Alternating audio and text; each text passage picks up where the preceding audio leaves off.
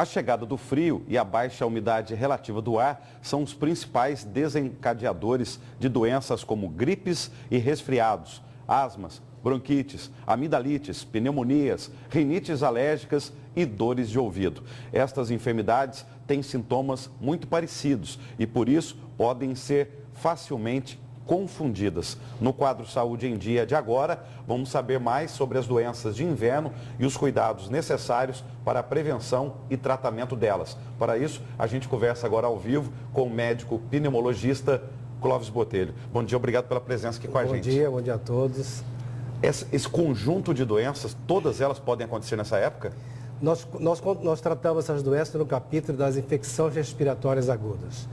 Que o carro principal, a entrada principal dessas doenças são as chamadas síndromes gripais. São as famosas viroses respiratórias. Naturalmente, as viroses respiratórias acontecem no ano inteiro. Só que nesse período do ano, acontece uma coisa que favorece a gravidade, aumento da gravidade delas. E aumenta a concentração também de pessoas quando tem frio. E essa aglomeração faz com que transmite mais as doenças entre as pessoas. Pois é, 2016 aqui na região da Grande Cuiabá, o que a gente percebeu é o seguinte, tem menos, por enquanto, né? Menos queimadas, mas frentes frias, de maio para agora, nós tivemos aí umas 10 frentes frias. Vai e volta, aquele frio, aquele inverno, quando vê, volta aquele calor. Isso impacta também na saúde humana. Com toda certeza. O nosso aparelho respiratório ele está preparado para trabalhar numa temperatura de 36,5 e numa umidade de 97% do ar lá dentro do pulmão. Quando aqui fora está muito quente, nosso aparelho respiratório faz com que esse ar seja resfriado. Quando está muito frio, o aparelho respiratório aquece esse ar. Então, são trabalhos diferentes. E quando você tem um trabalho excessivo do sistema, qualquer máquina é assim, você desgasta essa máquina. Ao desgastar essa máquina, você fica mais vulnerável às doenças. Aí uma simples virose que demoraria um dia, 2, demora uma semana, 10 dias. Então aumenta a facilitação de gravidade das doenças que são comuns demais no dia a dia e são benignas na maioria das vezes. O senhor citou temperatura, agora tem também a tal da umidade relativa do ar. O que é isso? Geralmente a umidade relativa do ar, eles acompanham esses fenômenos climáticos. Por exemplo, nós temos aqui em Cuiabá, nesse período agora que vai começando, agora em julho, nós chegamos até 10% de umidade relativa do ar. Imagina se você tem que ter lá dentro do pulmão 97%.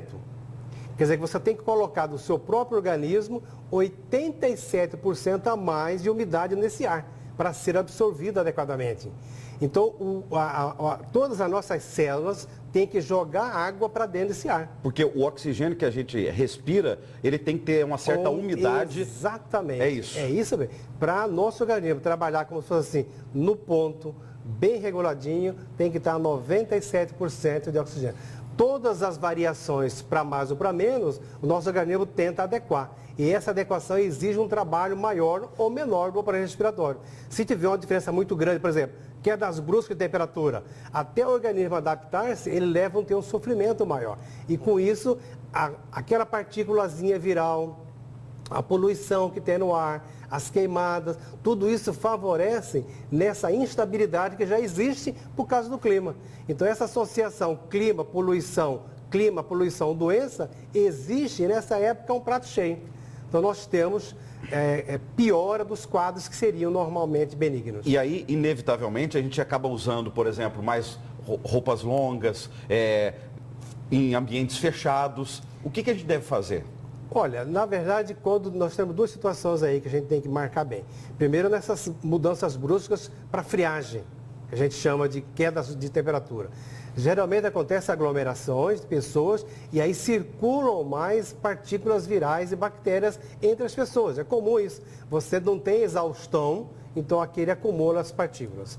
Outro fato é o calor e a poluição que está começando na fase. O número de queimadas aumentando gradativamente, a umidade vai caindo. Isto tudo são elementos favorecedores.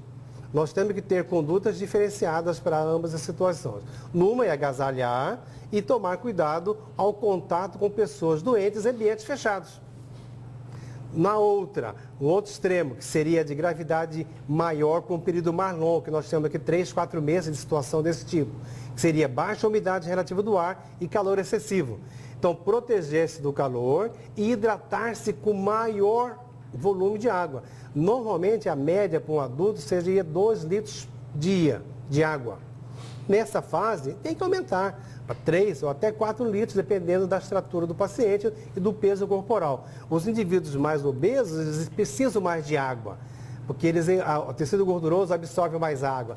Então, cada indivíduo tem o seu limite de água para tomar e ele deve procurar ingerir mais. E, naturalmente, procurar ambientes mais amenos. Por exemplo, essas famosas caminhadas matinais aí, na manhã cedo ainda está um pouquinho de névoa, ainda dá para ter um pouco de umidade. Mas chega 9, 10 horas, a umidade já está baixíssima. No meio da tarde é péssimo. Então, evitar esses períodos mais agressivos de insolação e de baixa umidade relativa do ar. E à tarde tem pior ainda, porque há um acúmulo do material particulado produzido durante o dia, carros, fumaça, queimadas, acumula muito mais no período da tarde. Então, evitar a exposição ao ambientes externos, principalmente para exercício, nos parques, nas caminhadas, no período vespertino. Prefira o período matutino. Muito obrigado, até uma próxima entrevista. Ok. Então,